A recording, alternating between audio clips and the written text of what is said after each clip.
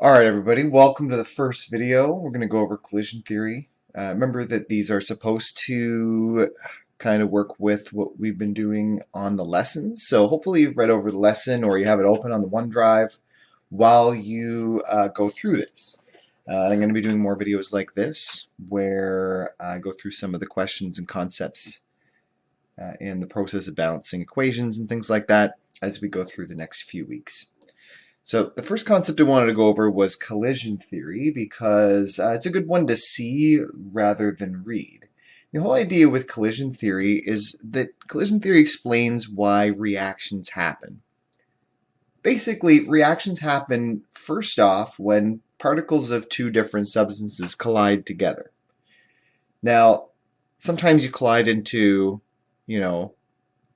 a wall and you don't hurt yourself, but other times your toe collides into the wall and it hurts quite a bit. And atoms are no different. Sometimes when they collide with so much force that they break apart, and other times they don't. It all depends on how fast they're going and what they're colliding with. If the force is enough, like a car crash, it's going to create a lot of energy. And if that energy is high enough, that energy will actually break the bonds that were currently there, if there were any. Now, once those bonds break down, those atoms are looking for new places to go. Sometimes they'll turn back into elements, but usually they're going to find another atom who's been broken apart that may be looking for electrons or looking to give away electrons.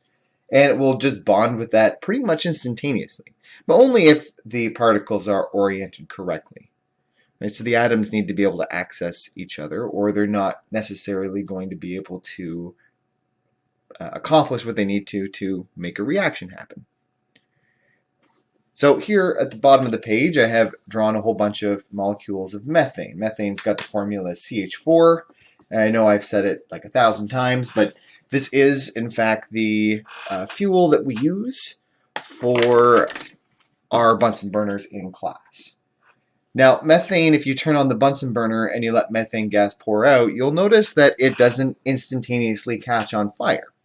Even though the combustion reaction, which we're going to talk about soon anyway, requires oxygen. So we're going to throw some oxygen here. I know I'm a bit of a nerd, so I'm going to use dice for oxygen atoms. Because we're in the air, there's also oxygen atoms flying around in the air with the methane. Alright, so in normal conditions, these oxygen atoms here are moving around. They're flying around.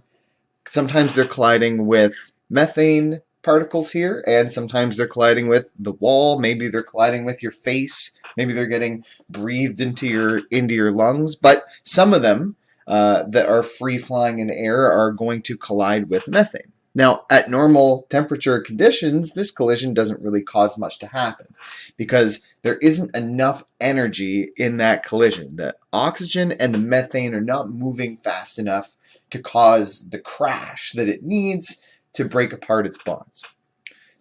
So, what do we do when we want to make the methane ignite and react with oxygen? Well, we start a fire or a spark or something like that. Basically a burst of heat, because when you add heat into this equation, what ends up happening is all of the molecules move faster. So the oxygen suddenly is flying around at a faster speed, and don't forget that the methane is also flying around at a faster speed. Everything's moving faster.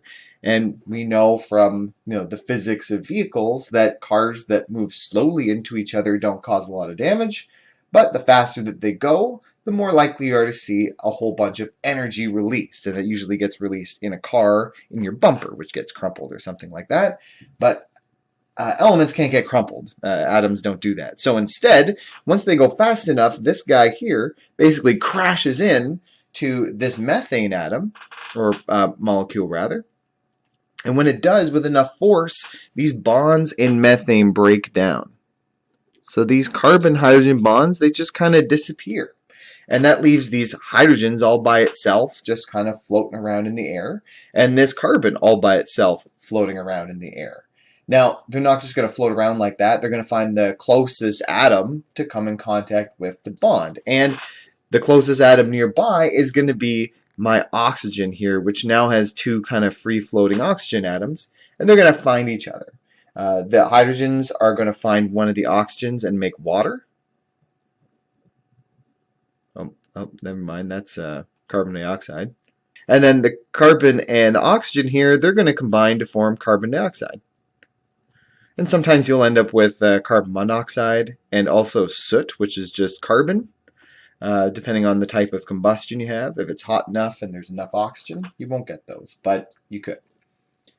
All right, so that's collision theory, and that's just one example of how reactions happen. Obviously, there's a lot more. The next section we're going to look at is the types of reactions. So I'm going to go through the 5 different types next. Stay tuned for that video.